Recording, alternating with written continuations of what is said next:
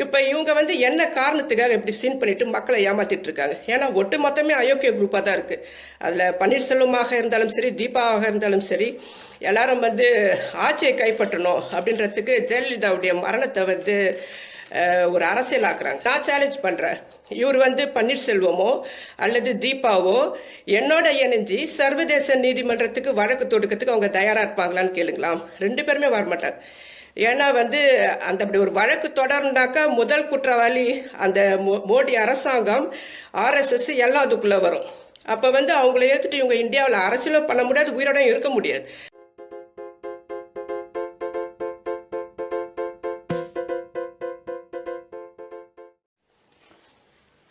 அனைவருக்கும் வணக்கம்.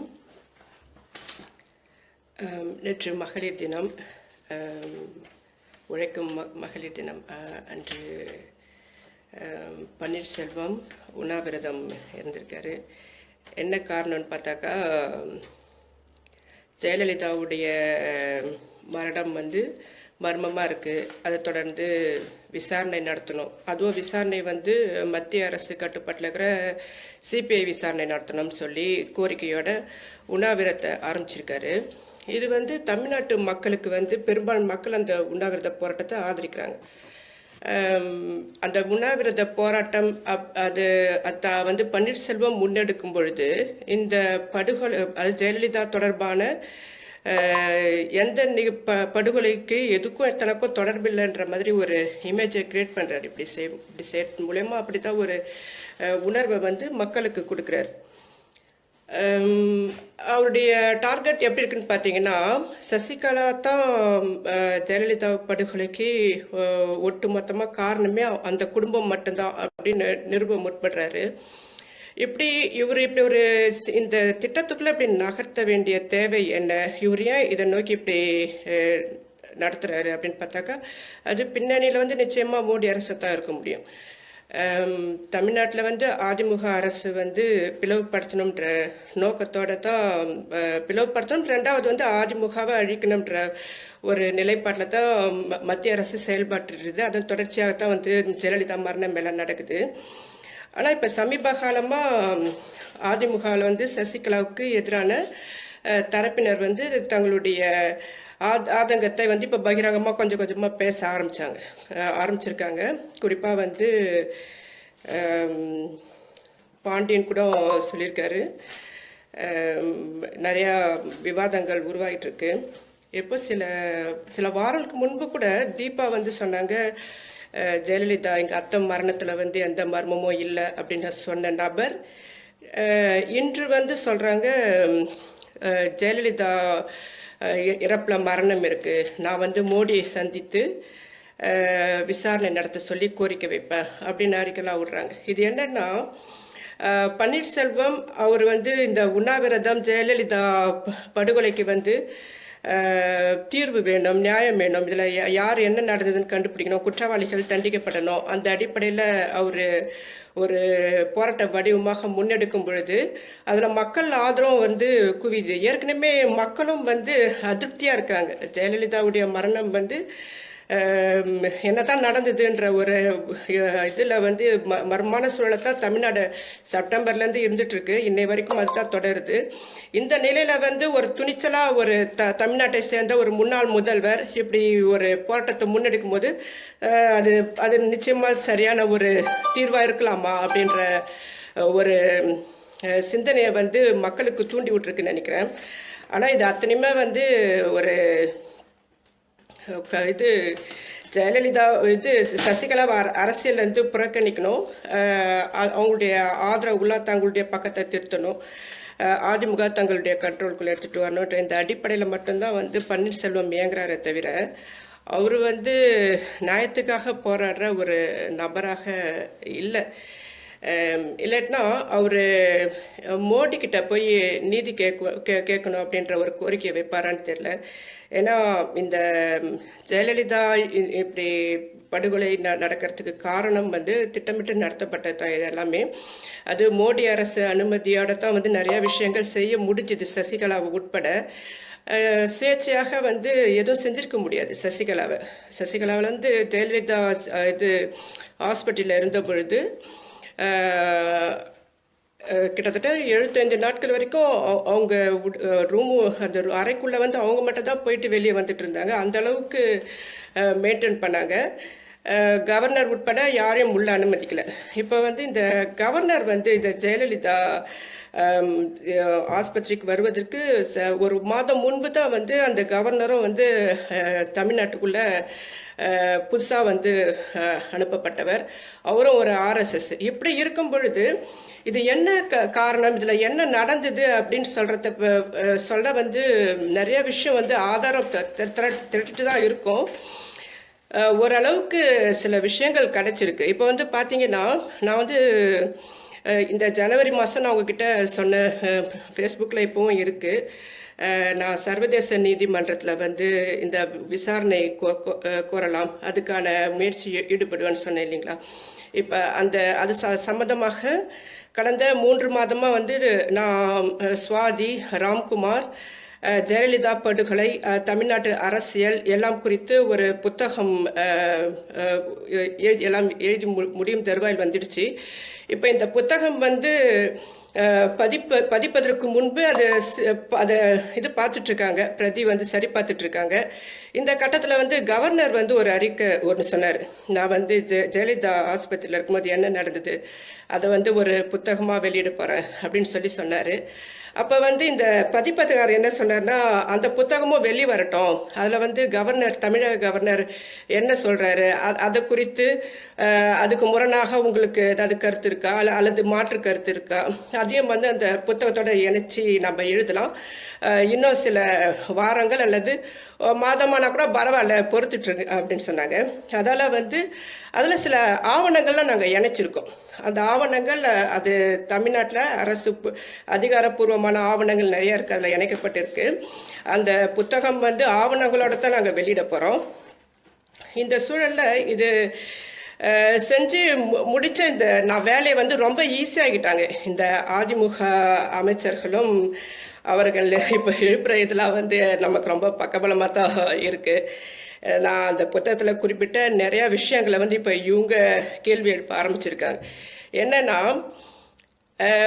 ஜெயலலிதா வந்து அப்போலோ ஆஸ்பத்திரிக்கு கொண்டு செல்லப்பட்ட வேன் வந்து அப்போலோ ஆம்புலன்ஸ்.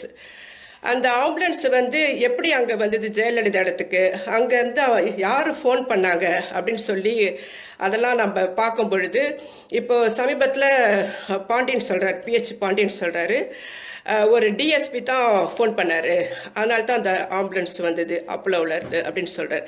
அந்த டிஎஸ்பி யார் அப்படின்னு ஒரு கேள்வி இருக்கிறார். என்னன்னா, அவருக்கு தெரியும் யாருன்னு தெரியும், அதை சொல்ல மாட்டார். இது என்னன்னா, இவங்க ஒரு விளையாட்டு மாதிரி அதை நடத்திட்டு இருக்காங்க. யாருக்குமே வந்து ஜெயலலிதாவுடைய மரணம் குறித்தோ அதுக்கு வந்து தீவிரமான நடவடிக்கை எடுக்கணுன்ற ஆர்வம் எதுவுமே கிடையாது. அப்படி இருந்தாக்கா அவங்க மோடிட்ட போய் முதல்ல நிற்க மாட்டாங்க. இப்போ ஒன்றுமே இல்லை. நான் சேலஞ்ச் பண்ணுறேன், இவர் வந்து பன்னீர்செல்வமோ அல்லது தீபாவோ என்னோட இணைஞ்சி சர்வதேச நீதிமன்றத்துக்கு வழக்கு தொடுக்கிறதுக்கு அவங்க தயாராக இருப்பாங்களான்னு கேளுங்களாம். 2 பேருமே வரமாட்டாங்க. ஏன்னா வந்து அந்த அப்படி ஒரு வழக்கு தொடர்ந்தாக்கா முதல் குற்றவாளி அந்த மோடி அரசாங்கம், ஆர்எஸ்எஸ் எல்லாம் அதுக்குள்ளே வரும். அப்போ வந்து அவங்கள ஏற்றுட்டு இவங்க இந்தியாவில் அரசியலும் பண்ண முடியாது, உயிரோடையும் இருக்க முடியாது. இப்போ இவங்க வந்து என்ன காரணத்துக்காக இப்படி சீன் பண்ணிட்டு மக்களை ஏமாத்திட்டு இருக்காங்க. ஏன்னா ஒட்டு மொத்தமே அயோக்கிய குரூப்பாக தான் இருக்குது. அதில் பன்னீர்செல்வமாக இருந்தாலும் சரி, தீபாவாக இருந்தாலும் சரி, எல்லாரும் வந்து ஆட்சியை கைப்பற்றணும் அப்படின்றதுக்கு ஜெயலலிதாவுடைய மரணத்தை வந்து ஒரு அரசியலாக்குறாங்க. அது அரசியல் தான். ஜெயலலிதா மரணம் வந்து விவாதிக்கப்பட வேண்டியது, உண்மையான குற்றவாளிகள் தண்டிக்கணும் அப்படின்றனா ஒரு உண்மையான சமூக ஆவலர்கள் பேசணும். கட்சிக்காரனுங்க பொறுக்கி தூண்டுற நான் இங்கே வந்து பேசிட்டு இருக்கக்கூடாது. இப்போ நிறைய நடவடிக்கைகள் வந்து இப்படி தான் போயிட்டுருக்கு. இது ஒரு கட்டத்தில் இன்னொரு கட்டம் பார்த்தீங்கன்னா, நேற்று வந்து தினகரன் சங்கராச்சாரியரை சந்திச்சிருக்கார், ரகசிய சந்திப்பு. தினகரன் சங்கராச்சாரியரை சந்திக்க வேண்டிய தேவை என்ன? இப்போ நான் ஏற்கனவே குறிப்பிட்டபடி ஆர்எஸ்எஸ் இப்போ இதில் சம்பந்தம் இருக்குது அப்படின்னு சொன்னேன். உதாரணத்துக்கு வந்து சுவாதி படுகொலை செய்யப்பட்ட பொழுது சுவாதியுடைய வழக்கை வந்து விசாரிச்சது வந்து ரயில்வே இலகா சேர்ந்த பிரிவு காவல்துறை தான் விசாரிச்சது. அப்போ வந்து அந்த காவல்துறை வந்து சொன்னது, சுவாதிக்கு வந்து ஒரு காதலன் இருக்காரு, அது அவங்க குடும்பத்துக்கு தெரியும், அவங்க 2 பேரும் கிட்டத்தட்ட 2 வருடமாக ஒன்னாக இருக்காங்க அப்படின்னு சொன்னார். ஆனா அதுக்கு பிறகுதான் வந்து திடீரென வழக்கு வந்து மாற்றப்படுது. ஜெயலலிதா வந்து டிஜிபி டி.கே. ராஜேந்திரன் கிட்ட அந்த வழக்கை ஒப்படைச்சாங்க. அதுக்கு பிறகுதான் வந்து அவர் ஒரு கதையை உருவாக்குறாரு. இந்த ஒருதலை காதல் கதை, அப்புறம் ஏதோ ஒரு குற்றவாளியை பிடிக்கணுன்றதுக்காக போய் ராம்குமாரை பிடிச்சிட்டு வந்தது, அதெல்லாம் நடந்தது அந்த டைம்ல தான். அவருடைய ஃபேஸ்புக்கில் வந்து நாங்கள் நிறையா விஷயங்கள் நானே உள்ளே போய் பார்த்துருக்கேன். ராம்குமாருடைய எதுலையுமே வந்து சுவாதிக்கும் அவருக்கும் தொடர்பே இல்லை, அவருக்கு யாருன்னே தெரியாது. அப்படி இருக்கும்போது இவர் டிஜிபி டி.கே. வந்து ராஜேந்திரன் எதுக்காக இப்படி ஒரு கதையை ஜோடனை பண்ணாரு? அவருன்னா சினிமா கதாசிரியரா இப்படிலாம் ஜோடனை பண்ணி கதை எழுதி விட்டு ஒரு இளைஞனை வந்து சிறைக்குள்ளே சாகடிக்கிற அளவுக்கு இப்படி ஒரு வேலையை செய்யறதுக்கு யாருக்காக அவர் அந்த வேலை செஞ்சார்? ரெண்டாவது, ஏற்கனவே ஒரு ஆடியோ நான் வெளியிட்டிருக்கேன். அந்த காவல்துறையினால் மிரட்டப்பட்ட ஒரு பெண் வந்து இந்தியாவிலேருந்தே வெளியேறியிருக்காங்க. அப்போது இப்படிலாம் நடந்திருக்கு. இந்த டிஜிபி டி.கே. ராஜேந்திரன் கூட தான் காவிரி நீர் பிரச்சனை தொடர்பாக ஜெயலலிதா போயஸ்கார்டின் காவல்துறையினரோடு இன்னும் சிலரோடு சேர்ந்து அங்கே விவாதம் பண்ணியிருந்திருக்காங்க. அப்போ தான் டெல்லியிலேருந்து ஒரு ஃபோன் வருது. அந்த ஃபோனில் தான் அவங்க ரொம்ப தீவிரமாக விவாதம் பண்ணிட்டு இருந்தாங்க. அதுக்கு பிறகு தான் நிறைய விஷயங்கள் மர்மமாக நடக்குது. அந்த மர்மமான விஷயங்கள் எது எப்படி என்ன நடந்திருக்குன்றதெல்லாம் வந்து நம்ம சில குறிப்புகள்லாம் புத்தகத்தில் வெளியிட்டிருக்கேன். இப்போ வந்து என்னன்னா, இந்த அரசை பொறுத்த வரைக்கும், இந்த அரசியல்வாதிகளை பொறுத்த வரைக்கும் பரபரப்புக்காக சில விஷயங்களை பேசிட்டு போவோம். அது வந்து மக்களை வந்து ஒரு தகவலாக பார்க்க வைக்கும். அவங்களுக்கு அந்த தீர்வை நோக்கி அவங்களால கொண்டு போக முடியாது. அல்லது தமிழ்நாட்டில் இருக்கிற மற்ற சமூக ஆவலர் கூட அதை எடுத்துட்டு போக முடியாது. ஏன்னா எதுவாக இருந்தாலும் இந்தியாவுக்குள்ள தான் பேசணும், இந்தியாவுக்குள்ள தான் எல்லாம் செஞ்சணும், இந்தியாவுக்குள்ள தான் அவங்ககிட்ட சட்டம் என்றாலும் சரி, காவல்துறை என்றாலும் சரி, எல்லாம் இந்தியாவுக்குள்ள தான் அவங்க செஞ்சாகணும். இப்போ இந்தியாவை தாண்டி இந்தியாவுக்கு வெளியில் எதுவுமே பேச முடியாது, எதுவுமே செய்ய முடியாதுன்ற ஒரு எண்ணம் இருக்குல்ல, அதுதான் இவ்வளவு வேலையும் செய்ய வைக்குது. அப்படி இருக்கும் பொழுது உண்மையாலுமே வந்து ஒரு பன்னீர்செல்வத்துக்கு வந்து நிறைய ஆவணங்கள் திரட்டியிருக்கோம், நான் நிறைய ஆவணங்கள் வச்சிருக்கேனாக்கா, அவர்கிட்ட நான் கேட்குறேன், அந்த ஆவணங்கள்லாம் என்கிட்ட கொடுக்க தைரியம் இருக்கா? நான் வந்து இந்த வழக்கு வந்து சர்வதேச நீதிமன்றத்தில் நான் முன்னெடுத்துட்டு போகிறேன். உங்களுக்கு ஜெயலலிதாவுக்கு என்ன நடந்ததுன்ற இது தீர்வு வேணும், நியாயம் வேணும்னாக்கா வாங்க, நம்ம 3 பேரை சேர்ந்து செய்வோம். அந்த உண்மையை நேர்மையும் வந்து இந்த அரசியல்வாதிகிட்ட எதிர்பார்க்க முடியாது. இதை வந்து இதுக்கு செய்யறதுக்கு அவர் தயாரா இருந்தாக்கா அதில் வந்து மத்திய அரசுலேருந்து எல்லாமே மாட்டப்படுவாங்க. அப்படி இருக்கும்பொழுது இவர் எந்த துணிச்சல்ல வந்து இப்படி உண்ணாவிரதம் சீன் போட்டுட்டு இருக்காரு. இப்போ வந்து இடைத்தேர்தல் நடக்க போகுது. இந்த சீன்லயும் வந்து தமிழ்நாட்டு மக்கள் அந்த தொகுதியில், இப்போ ஜெயலலிதா இருக்கிற தொகுதியில் வந்து இடைத்தேர்தல் வரப்போகுது. தீபா வந்து ஆதரவாளை திரட்ட முயற்சி பண்ணுவாங்க. பன்னீர்செல்வம் நான் ரொம்ப நேர்மையானவன்ற அடையாளத்தை முன்னிறுத்த முற்படுவார். தினகரனுக்கு இப்போ சங்கராச்சாரிக்கு சப்போர்ட். இப்போ வந்து நான் என்ன கேட்குறேன், சசிகலாவை மட்டும் குற்றவாளியாக காட்ட முற்படுறாரு இந்த பன்னீர்செல்வம். ஒரு அரசு அதிகாரத்தை தன்னுடைய கண்ட்ரோலில் வச்சுட்டு இருக்க ஆர்எஸ்எஸ், அரசு அதிகாரிகளாக உருவாக்கி வச்சிருக்கிற ஆர்எஸ்எஸ், கவர்னர், பிரதமர், அரசு முக்கிய பொறுப்பில் இருக்கிறவங்க எல்லாமே ஆர்எஸ்எஸ் ஆள். அவங்க ஒரு ஆர்எஸ்எஸ் சொல்ற செயல் திட்டங்களை தான் வந்து இவங்க நடைமுறைப்படுத்திட்டு இருக்காங்க. அப்படி நடைமுறைப்படுத்துறது தான் டிஜிபி டி.கே. ராஜேந்திரன். இவர் வந்து ஆர்எஸ்எஸ் எடுப்படியாக வேலை செஞ்சதால் தான் ராம்குமார் படுகொலை பண்ணாரு சிறைக்குள்ள. சுவாதியின் படுகொலையில வந்து இன்னொரு காதலனை உருவாக்கி விட்டது. இன்னைக்கு வந்து வழக்கு வந்து ராம்குமார் வந்து படுகொலை செஞ்சுட்டாக்கா சுவாதியுடைய வழக்கை வந்து மேற்கொண்டு நடத்த முடியாதுன்ற ஒரு திட்டமிடுதலால இந்த விஷயத்த செஞ்சிருக்காங்க. அப்போ இவ்வளோ மோசமான காவல்துறை அதிகாரிகள், இவ்வளோ ஒரு முன்னாள் முதல்வரே இவ்வளோ அயோக்கியத்தனங்களை செஞ்சுட்டு இருந்த ஒரு முன்னாள் முதல்வர் இன்னைக்கு வந்து போராடுறாமா, நியாயத்துக்காக போராடுறன்னு சொல்லி பேசிட்டு வந்தாக்கா எல்லாத்தையும் மக்கள் கேட்டுக்கிட்டு எல்லாத்தையும் அவங்க சொரத்தெல்லாம் நம்பிக்கிட்டு திரும்ப திரும்ப போய் நம்ம முட்டாளா ஆகணுமா அப்படின்ற ஒரு கேள்வி இருக்கு இல்லைங்களா? அந்த கேள்வியை வந்து தயவு செஞ்சு எல்லாரும் கேள்வியை எழுப்புங்க. தொடர்ந்து நடவடிக்கைகளை கவனிச்சுட்டு இருப்போம்.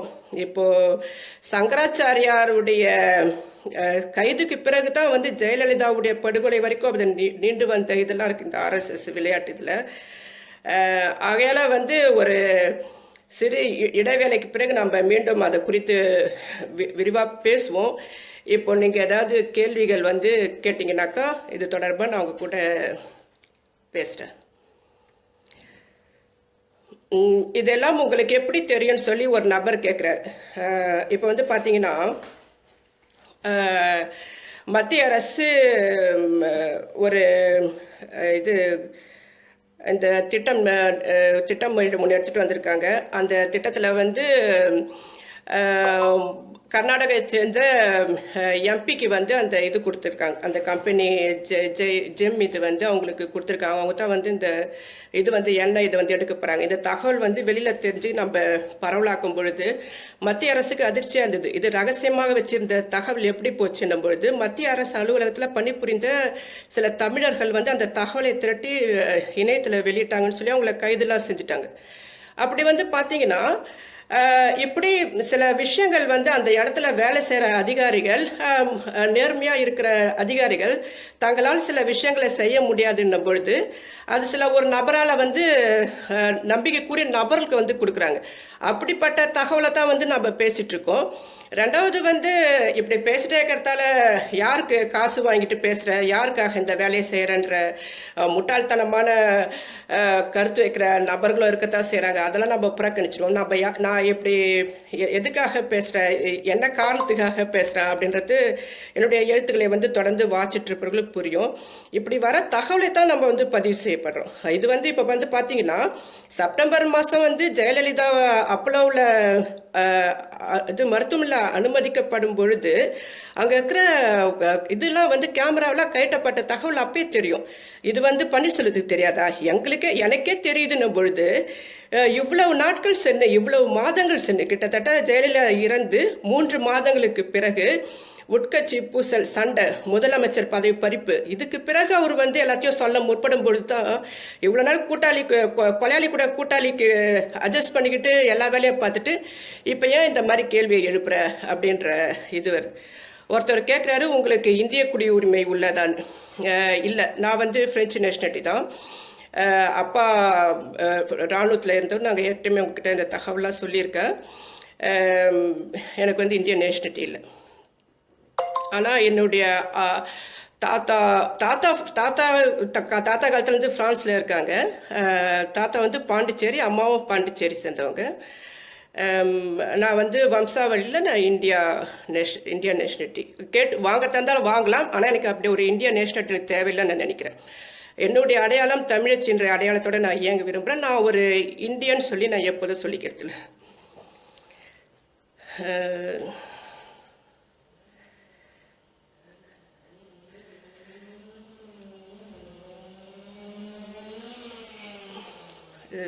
சில வாசகர்கள் புகழ்ச்சிகரமான வார்த்தைகள்லாம் முன்வைக்கிறீங்க.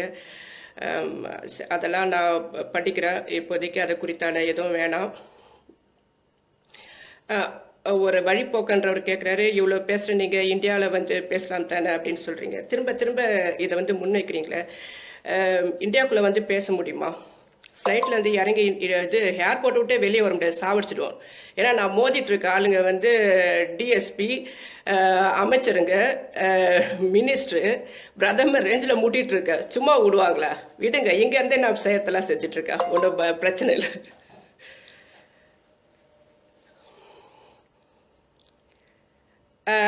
கருப்பு முருகானந்தம் இந்த கொலை செய்தார் என்று எப்படி சொல்லுகிறீர்கள் அப்படின்னு ஒரு நபர் கேட்குறாரு. கருப்பு முருகானந்தம் தான் வந்து சுவாதியை கொலை செஞ்சாருன்னு சொல்ல. கருப்பு முருகானந்தம் அனுப்பிய கூலிப்படையினர்கள் வந்து அந்த சுவாதியை வந்து கொலை செஞ்சாங்க.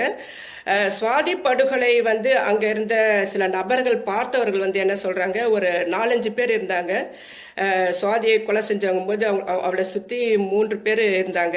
கொஞ்சம் சில அடியாட்கள் வந்து மக்களை வந்து விரட்டிட்டு இருந்தாங்க அப்படின்னு சொன்னாங்க. ஆனால் காவல்துறை ஒரு தகவலை திரும்ப திரும்ப சொன்னது அப்படியே எல்லா பத்திரிகையிலும் ஒப்பிச்சது. என்னன்னா, ஒருவன் வந்து வெட்டிட்டான் அப்படின்னு. அந்த ஒருவன் தான் வந்து பின்னாடி வந்து ராம்குமாராக கற்பனை இது வந்து உருவாக்கப்பட்டது. ஆனால் வெட்டியவன் வந்து ராம்குமார் தோற்றத்துக்கு மாற்றான ஒரு தோற்றத்தில் இருந்தவர். அதெல்லாம் அந்த ஒரு கூலிப்படைகள், பெரிய கூலிப்படைகள் அங்கே இருந்திருக்கு.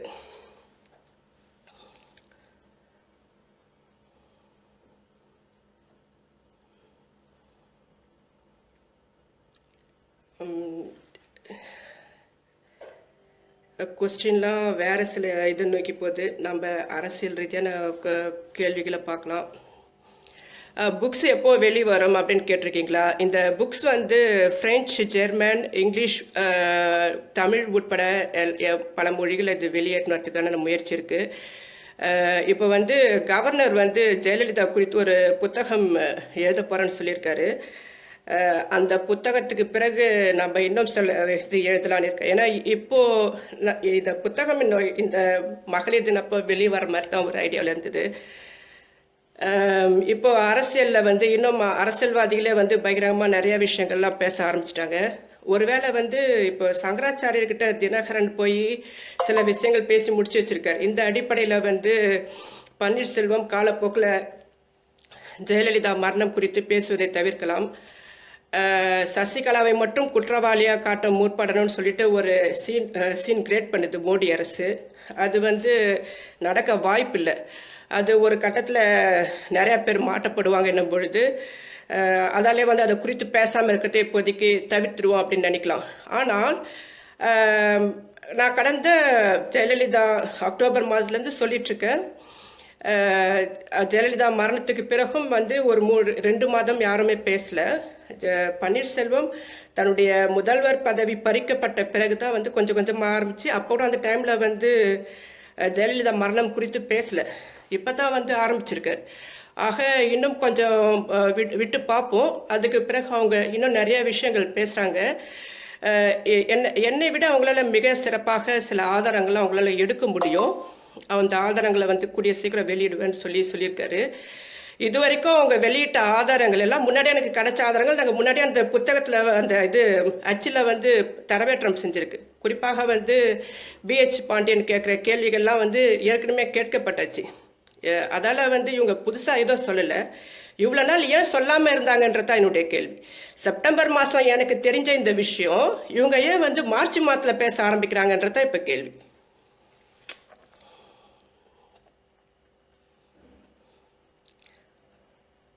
ராம்குமாரின் ஆதாரம் போதுமான அளவுக்கு கிடைத்துள்ளதா அப்படின்னு சொல்லி கேட்டாங்க. அது ராம்குமார் கொலையாளி இல்லைன்றத வந்து கோர்ட்டிலே வந்து தமிழ்நாட்டு காவல்துறையாலே வந்து நிரூபிக்க முடியல. அந்த கட்டத்தில் தானே வந்து அவனை சாகடிச்சிட்டாக்கா மேற்கொண்டு சுவாதி கேஸையும் மூடிடலான்ற அடிப்படையில் தான் அந்த கொலையை நடத்தினாங்க. அதனால வந்து ராம்குமார் வந்து ராம்குமாருக்கான ஆதாரம் என்னன்னா, ராம்குமார்கிட்ட நிறைய ஆதாரம் இருக்கு. ஆதாரம்ன்றதை தாண்டி இவன் தான் குற்றவாளின்னு சொல்றதுக்கு போலீஸ் ஆதாரமே வச்சு இல்லை. அப்போ வந்து அவன் நிரபராதித்தான். ஆக ராம்குமார் குற்றவாளின்னு சொல்லி சிறைக்குள்ள வச்சிட்டு இருக்கும் பொழுது டிஜிபி DK ராஜேந்திரன் வந்து பிலால் கிட்ட குறைஞ்சது 10 மணி நேரம் தொடர்ந்து விசாரணைக்கு உட்படுத்தியிருக்கார். ஆனால் அதோடைய தகவல்லாம் வந்து என்ன எதுன்னு வெளியிடலை. இப்போ டிஜிபி DK ராஜேந்திரன் வந்து அநேகமாக ஜார்ஜ் சென்னை மாநகர காவல்துறை ஆணையர், அதாவது இவர் வந்து சசிகலா ஆதரவாளர், இவருக்கு வந்து அந்த டிஜிபி பதவி கிடைக்க வாய்ப்பு இருக்குன்னு சொல்லி கேள்விப்பட்ட தகவல் வருது. அப்படி இருக்கும்போது ஏன் டிஜிபி ராஜேந்திரனை வந்து புறக்கணிக்கிறாங்கனாக்கா, அவர் வந்து சசிகலா ஆதரவாளர் கிடையாது. அந்த ஒரு காரணத்துக்காக இப்போ வந்து பார்த்தீங்கன்னா காவல்துறை பெரிய பெரிய அதிகாரிகள் கூட அந்த இடத்துக்கு வரத்துக்கு அரசியல் சப்போர்ட் தேவைப்படுது. இது எல்லாருக்குமே இயல்பாக தெரிஞ்ச விஷயம் தான். காவல்துறையில் இருக்கிற ஒரு ஏட்டுக்கே இந்த விஷயம்லாம் தெரியும். ஒரு நபர் வந்து உயர்ந்த பதவியில் வரத்துக்கு அந்த அந்த நபர் வந்து எத்தனை அரசியல்வாதிக்கு என்னென்ன அடித்தடி வேலை பார்க்கணும், எடுப்படி வேலை பார்க்கணும், என்னென்ன கூட்டி கொடுக்கணும்னு எல்லா வேலையும் செஞ்சுட்டு தான் அந்த காவல்துறை உயர் அதிக உட்கார முடியும். இப்போ நீதிபதியாக வரவங்க கூட வந்து ரொம்ப பெரிய இடத்துல இருக்கிற அரசியல்வாதி அட்ஜஸ்ட் பண்ணாதான் அந்த இடத்துக்கே அவங்க போய் உட்கார முடியும். இப்படி வந்து இந்த மாதிரி பொறுக்கித்தனம் மொளமாரித்தனம் பண்ணிட்டு அந்த இடத்துல உட்காந்துக்கிற நீதிபதிகள் காவல்துறைகளால் தான் வந்து இந்த அரசியல் மக்களுக்கு எதிராக சில விஷயங்கள்லாம் நடந்துட்டு இருக்கு. ஆனால் இப்போ மக்கள் தெளிவடைஞ்சிட்டாங்க. இப்போ மாணவர்கள் வந்து தெளிவாக எல்லாத்தையும் பார்த்துட்டு இருக்காங்க. 1000 விவாதங்கள் உருவாகட்டும், அது 1000 மக்களை நோக்கி செல்லட்டும், அதில் ஒரு தெளிவு பிறக்கட்டும்னு மாவோ சொல்லுவார். அந்த மாதிரி தான் இப்போ இணையம் மூலியமாக நம்ம நிறைய விஷயங்கள் பேசுகிறோம், கருத்துக்கள் பகிர்ந்துருக்கிறோம், நம்மளுடைய சிந்தனையை தூண்டி விடுறோம். அதன் மூலியமா வந்து மக்கள் உண்மை நிலவரங்களை தெரிஞ்சுக்கிட்டோம், அதை நோக்கி கேள்வியை எழுப்பட்டோம். நம்மை பொறுத்த வரைக்கும் அமைதியாக இருப்பதை கேள்வி எழுப்புவோம். அதிகாரத்தை நோக்கி கேள்வி எழுப்பது தான் வந்து மக்கள் சக்திக்கான வலிமை. மக்கள் பேச ஆரம்பிச்சிட்டாலே அரசியல்வாதிகள்லாம் அமைதியாயிடுவாங்க. இப்போ நம்ம பேசணும், பேச ஆரம்பிக்கணும். அதைத்தான் நம்ம செய்ய தவறிட்டோம். இந்த தமிழினம் அதை செய்ய தவறிதால் தான் ஈழத்துல வந்து 1.5 லட்சம் தமிழர்கள் இனப்படுகொலை செய்யப்படும் போது இதே மௌனம் இப்ப வந்து தமிழ்நாட்டுக்குள்ள அது வந்திருக்கு. அவருடைய விளைவு தான் இப்ப தமிழை எவ்வளவு அடிச்சாலும் தாங்குவான், அவன் ரொம்ப நல்லவன்டா அப்படின்ற ரேஞ்சில் மோடி அரசு நிறைய வேலை செய்ய ஆரம்பிச்சிருக்கு. அதனால மாணவர்கள் வந்து ரொம்ப விழிப்புணர்வோடு இருந்து இந்த அரசியலை வந்து கவனிங்க.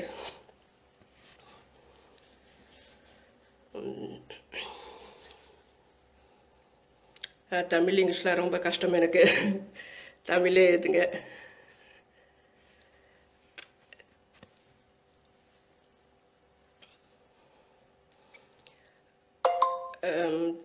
தமிழ்நாட்டு மக்கள் எல்லாத்தையும் நீங்கள் சொல்கிறதெல்லாம் புரிஞ்சுக்கிற மனநிலை இல்லைன்னு சொல்லி சொல்கிறாங்க. கண்டிப்பாக, ஏன்னா எல்லாம் சென்டிமெண்ட் அடிப்படையில் சிந்திக்கிறவங்களா இருக்காங்க. இப்போது ஜெயலலிதா தொகுதியில் இடைத்தேர்தல் வருதுன்னு வச்சிங்களா, இந்த தீபாமா அங்கங்கே போய் வீட்டுக்கு முன்னாடி நின்று அழுவோம், ஒப்பாரி வைக்கும். எங்கள் அத்தை எப்படி பட்டாங்க, என்ன போடுங்க, நான் இது வந்துடும். உடனே எல்லாம் அம்மா அவங்களுக்கு தான்மா ஓட்டு அப்படின்ட்டுருவாங்க.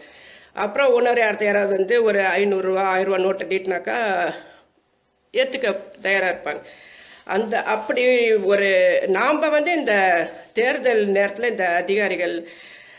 இந்த தேர்தல் அதிகாரிகள் கூட வந்து தெரியும் பணப்பட்டுவாடெல்லாம் நடக்குதுன்னு தெரிஞ்ச பிறகு அதை விட்டுடுறாங்க. இப்போ வந்து மாணவர்கள் இப்போ தான் எல்லாம் செல்ஃபோன் வச்சுக்கிறீங்கல்ல, வீட்டுக்கு வீடு எவன் காசு கொடுக்குறானோ எல்லாத்தையும் எடுத்து ஃபோட்டோ எடுத்து போடுங்க, இணையத்தில் போடுங்க.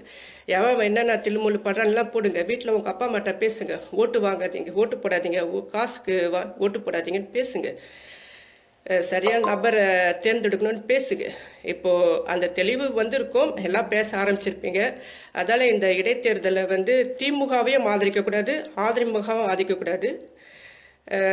வேற யார் நிற்கிறாங்கன்னு பார்ப்போம். அதுக்கு அடுத்தபடி நம்ம அந்த நேரத்தில் நம்மளுடைய அடுத்த நடவடிக்கை பற்றி நம்ம பேசலாம்.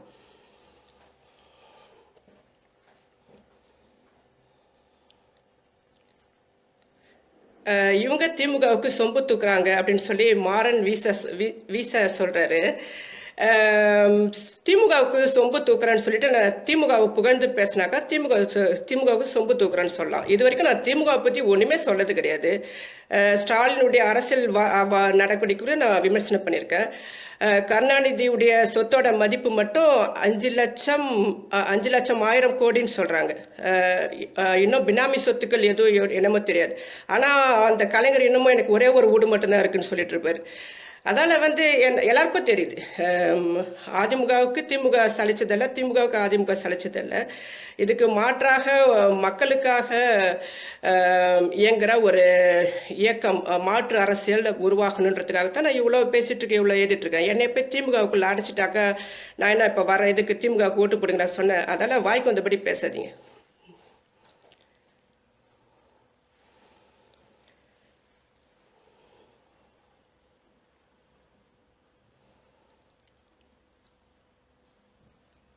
நெடுவாசல் போராட்டம் வெற்றி அடையுமா அப்படின்னு சொல்லி கேட்குறாங்க.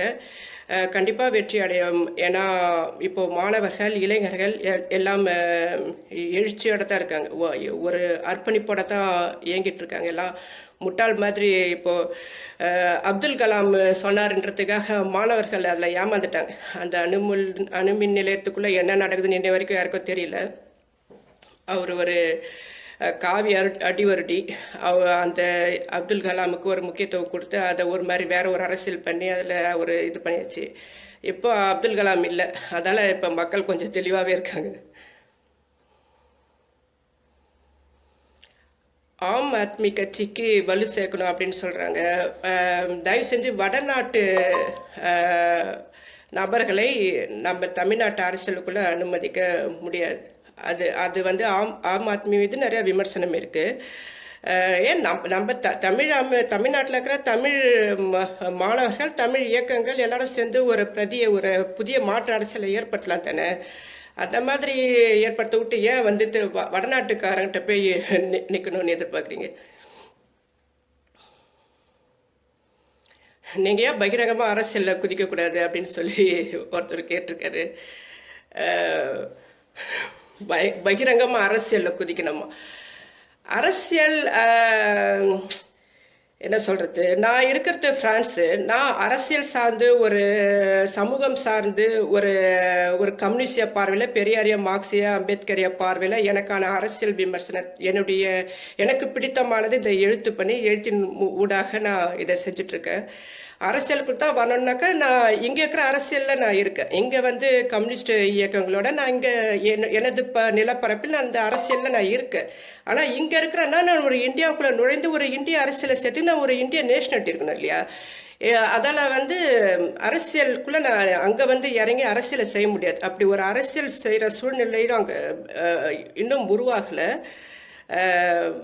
அதால நான் ஒரு அரசியல் விமர்சகவே இருக்க விரும்புறேன்.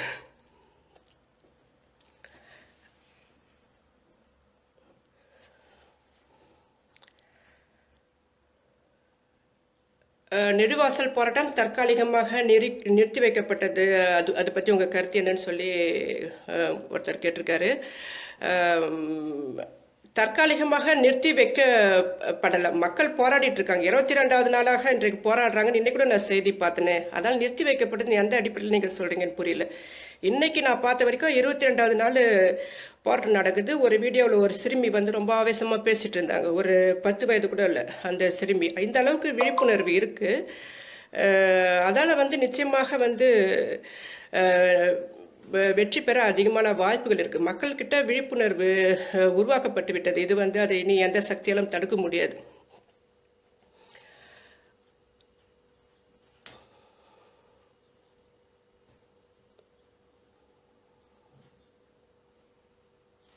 ராம்குமார் நிரபராதி என்ற ஆதாரம் சேகரித்தீர்களா அப்படின்னு இருக்கு. ஆதாரங்கள் எல்லாம் இருக்கு. புத்தகத்துல நீங்க பார்க்கலாம்.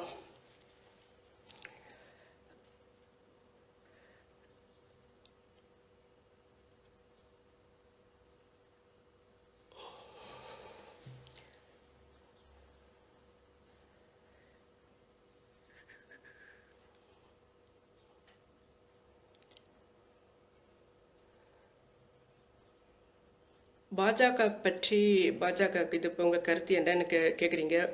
கருத்து கேட்குற நீங்களே பார்த்துருக்கலாம் நான் பாஜக எப்படி விமர்சனம் பண்ணிட்டு இருக்கேன்னு சொல்லி. பாஜக என்பது வந்து ஒரு சர்வாதிகாரத்தனமான அணுகுமுறையோட தன்னை முன்னெடுக்கிற ஒரு இயக்கமாக இருக்கு. அதுடைய பார்த்தீங்கன்னா ஆர்எஸ்எஸ் சங்கபாரிய அமைப்புகள் எல்லாம் சேர்ந்து தங்களால் இது அரசியலுக்குள்ள நுழைவதற்கு சட்டத்தில் வந்து தடை செய்யப்பட்டிருக்கு. அதால வந்து அவங்க தங்களுடைய பிரதியாக ஒரு கட்சியை வந்து உருவாக்கணும் போது தான் பாஜகவை உருவாக்குனாங்க. நீங்க பாஜக உருவாக்கிய வரலாறுகளை படித்தாக்கா தெரியும் யார் உருவாக்குனாங்க, எந்த அடிப்படையில் இது வந்திருக்குன்னு. அப்போ ஒரு ஆர்எஸ்எஸ் தங்களுடைய பிரதியாகத்தான் வந்து பாஜக வச்சிருக்கு. ஆர்எஸ்எஸ் உடைய அரசியல் நிலைப்பாடு என்னன்னா, பெரும்பான்மை மக்கள், இந்து மக்கள், மனு தர்ம சாஸ்திரம், இந்த அடிப்படையில் வந்து ஒரு அரசியல் நடவடிக்கைகளை முன்னெடுக்கணும். பார்ட்னர்களுக்கு அனைத்திலும் முன்னுரிமை, பிற்படுத்தப்பட்ட மக்கள் அவர்களை வந்து முடிந்தளவு பிற்படுத்தப்பட்ட மக்களாகவே வைத்திருப்பது, ஊர் என்றால் சரி கண்டிப்பாக இருக்கணும்ன்றதை வந்து நடைமுறைப்படுத்துவது, தீண்டாமையை வந்து தக்க வைத்துக் கொள்வது தான் வந்து இந்து மதத்தை வந்து தொடர்ந்து முன்னெடுக்க முடியும். இல்லைன்னா வந்து இந்து மதம் வீழ்ச்சி அடையும் என்ற அடிப்படையில் கட்டமைக்கப்பட்டதால அந்த சாதியத்தை வந்து கட்டமைப்பை வந்து தொடர்ந்து தக்க வச்சுக்கிறதுக்காக போராடிட்டு இருக்க அமைப்பு. அதால தான் வந்து இளைஞர்கள் காதலர்களை வந்து திருமணம் செய்யணும், சாதி மறுப்பு திருமணம் செய்ய முற்படுற இளைஞர்களாக வந்து சாகடிக்கிறது அந்த முயற்சிலாம் எடுத்தது. இப்போ வந்து சமீபத்தில் வந்து பார்த்தீங்கன்னா கோகுல் என்ற இளைஞனை வந்து சாவடிச்சாங்களே ஒரு சில வருடங்களுக்கு முன்பு. அவர் செஞ்சது வந்து ஒரு ஆர்எஸ்எஸ் பிரதி தான். இப்போ சுவாதியை வந்து படுகொலை செய்யறதுக்கு காரணம் வந்து பார்த்தீங்கன்னா சுவாதியுடைய ஒரு அது சாதி மறுப்பு திருமணம் மட்டும் இல்லை, மதம் மறுப்பு திருமணம். வேற மதத்தை ஒரு இளைஞன், இஸ்லாமிய இளைஞனை திருமணம் செய்த காரணத்துக்காக பெற்றோராலே கொலை செய்யப்பட்ட பெண் அவள். அந்த கொலையை செஞ்சது RSS. அப்போ பாருங்க, இந்த மாதிரி கட்டமைப்புகளை தக்க வைத்துக் கொள்வதன் மூலம் அதன் மூலம் தன்னுடைய ஆளுமையை செலுத்த முற்படுது. விடுதலை புலிகளை எப்படி பார்க்கிறீர்கள் அப்படின்னு சொல்லி ஒரு நபர் கேட்குறாரு. ஒரு சிறந்த முன்னோடியாக நான் பார்க்குறேன். தமிழினத்தின் வீர அடையாளங்கள், தமிழின பெண் விடுதலை புலிகள் மிக போற்றத்தக்க ஒரு விடுதலை இயக்கம். சில விமர்சனங்கள் இருக்கு. ஆனால் விடுதலை புலிகள் இயக்கம் அழிக்கப்பட்ட பிறகு அந்த விமர்சனத்தை கூட நான் தவிர்த்து விட்டேன். சில சிறுபான்மையின் மீது நடத்தப்பட்ட சில விமர்சனங்கள் ஊடாக முன்பு சில விமர்சனங்கள் இருந்தது. இப்போதைக்கு நாம் மிக தீவிரமான விடுதலை புலி ஆதரவாளர்கள் சொல்லிக்கிறதுல நான் ரொம்ப ஒரு பெருமிதம் உணர்றேன். ஓகே, நம்ம நிறைய பேசிட்டோம். அடுத்த முறை பார்ப்போம்.